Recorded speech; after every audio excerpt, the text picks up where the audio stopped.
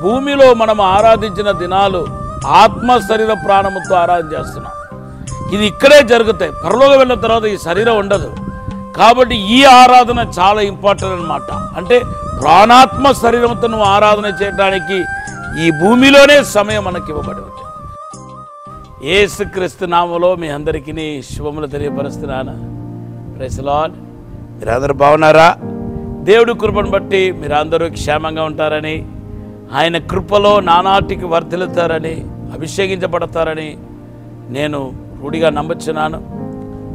మన దేవుడు రాబోతున్న దినాల్లో గొప్పగా అభిషేకించబోతున్నాడు. మీ కుటుంబం అంతటినీ దేవుడు తన సాక్షిగా వాడుకోబోతున్నాడు. ఇప్పటికే సాతాను వేసిన పన్నగాలు, కుయుతి తంత్రాలు మీ కుటుంబం నాశనం అవటానికి వాడు చేసిన పన్నగాలన్నీ దేవుని యొక్క మహాకృపను బట్టి, ఆయన శక్తిని బట్టి అన్నీ నిర్మూలించబడింది. మీకు మార్గం సరళం చేయబడింది. మీరు ముందుకు సాగాలని దేవుడు కోరుకుంటున్నాడు. ఈరోజు దేవుడు మీకు ఇచ్చిన వాగ్దానం ఏంటంటే యెషయాగ్రంథం 45వ అధ్యాయం 2-3వ వచనం.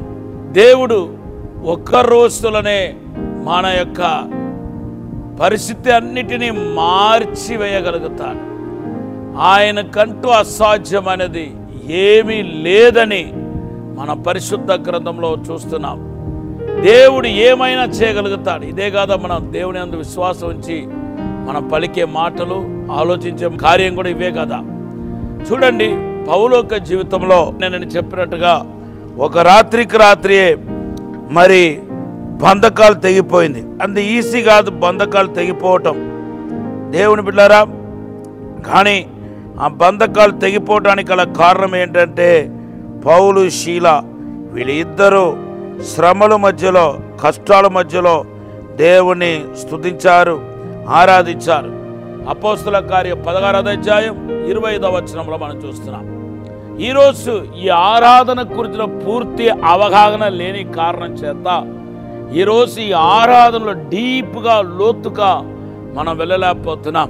ఆరాధనలో మొదటి భాగం ఏంటంటే దేవుని బిడ్డలారా, ఆరాధన అనే మాటకు అర్థం అంటే దేవుని ఎడల మన కలిగిన భయాన్ని, భక్తిని మరి మన శరీరం ద్వారా దేవుడికి తెలియపరచటమే ఆరాధన. అది సైగలు కావచ్చు, క్రియలు కావచ్చు. ఆ దేవునిలో మనకు కలిగిన భయాన్ని, భక్తిని క్రియారూపంలోనికి తీసుకొని రావటమే ఆరాధన. చూడండి, ఆరాధనలోనే మన చేతులు చాపుతాం. ఒక్కొక్క దానికి ఒక్కొక్క అర్థం ఉంది. ఇప్పుడు ఈ 5 minutesలో మొత్తం చెప్పేమంటే అది కుదరదు. కానీ మన చేతులు ఎత్తడానికి ఒక అర్థం ఉంది, సాగిల పట్టడానికి ఒక అర్థం ఉంది, చప్పట్లు కొట్టడానికి ఒక అర్థం ఉంది, తర్వాత కళ్ళు మూసుకొని స్మరించడానికి అర్థం ఉంది, మౌనంగా నిలబడటానికి కూడా ఆరాధనే, అది కూడా ఆరాధనలో భాగమే, దానికి ఒక అర్థం ఉంది, సాష్టాంగ పడిపోవడానికి కూడా అర్థం ఉంది. కాబట్టి మొదటిగా దేవుని మీద ఉన్న ప్రేమను, భయాన్ని, భక్తిని మీ యొక్క శరీర రూపంలో దేవుడు కనపరచాలి. ఈ భూమిలో మనం ఆరాధించిన దినాలు ఆత్మ శరీర ప్రాణముతో ఆరాధన చేస్తున్నాం. ఇది ఇక్కడే జరుగుతాయి. పరలోకం వెళ్ళిన తర్వాత ఈ శరీరం ఉండదు. కాబట్టి ఈ ఆరాధన చాలా ఇంపార్టెంట్ అన్నమాట. అంటే ప్రాణాత్మ శరీరంతో నువ్వు ఆరాధన చేయడానికి ఈ భూమిలోనే సమయం మనకి ఇవ్వబడి ఉంది. స్తుతి అంటే అర్థం ఏంటంటే దేవుని యొక్క మగత్యాన్ని, గొప్పతనాన్ని మాటల ద్వారా, పాటల ద్వారా ఎక్స్ప్రెస్ చేయటం స్తుతి అవుతుంది. దేవుని నామానికి స్తోత్రం. మూడోది ఏంటంటే కృతజ్ఞత. దేవుడు మనకు చేసిన ఉపకారాన్ని, మేలును తలబోసుకొని మరి సాక్షిగానో, కానుకల రూపంలోనో, లేకపోతే 10 మందికి యేసు ప్రభు గురించి ప్రకటించడం ద్వారానో, ఆ సమయానుకూల కొలది దేవుడు ఎలాగ మనల్ని ప్రేరేపిస్తున్నాడో అలాగ మనం దేవుడికి కృతజ్ఞతాస్తుతులు చెల్లించటం. తర్వాత 4వది ఏంటంటే దేవుని మహిమపరచటం. ఈ దేవుని మహిమపరచటం అర్థం ఏంటంటే ఆయన మనం అనుభవిస్తున్నాం కాబట్టి మనం ఇతరులకు సాక్షిగా ఉండటం. ఆ ఇతరులకు సాక్షిగా ఉండటం ద్వారా ఎవరైతే నీ లైఫ్ను చూస్తున్నారో వాళ్ళు దేవుని మహిమపరుస్తారు. ఇదిగో పలానా అతను ఒక తాగుబోతుగా ఉండేవాడు, తిరుగుబోతుగా ఉండేవాడు, ఇప్పుడు ఆయన యేసు ఆయన దర్శించాడు, ఆయన ప్రవక్తనంతా మారిపోయింది, దేవుడు ఎంతో గొప్పవాడో అని కొంతమంది ఏం చేస్తారంటే మనల గురించి ఇతరులు సాక్ష్యం ఇస్తారు. అదే దేవుని మహిమపరచడం. ఈ 4 ఆరాధన, స్తుతి, కృతజ్ఞత, మహిమపరచాను. ఈ 4 అనుభవంలో మీరు పరిపూర్ణ అయి దేవుని కనపరచాలనేది దేవుని ఉద్దేశం.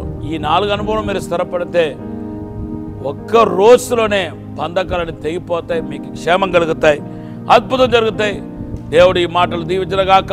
ఒక చిన్న ప్రార్థన చేస్తాను. పరిశుద్ధము నమ్మకమైన పరలోక తండ్రి, నీకు వందనాలు, స్తోత్రాలు ప్రభా. స్తుతి ఆరాధన ఆత్మతో నింపండి ప్రభా, అభిషేకముతో నింపండి ప్రభా, పరలోక మహిమతో నింపండి ప్రభా. దేవుని యొక్క ప్రసన్నం ఇప్పుడే నింపుడగాక. ఇప్పుడే ఆశీర్వదించి దీవించి బలపరచమని యేసు నామములో అడిగి వేడుకుంటున్నాము తండ్రి, ఆమేన్. ఈరోజు మీ వాగ్దానం యెషయా 43:18-19. God bless you.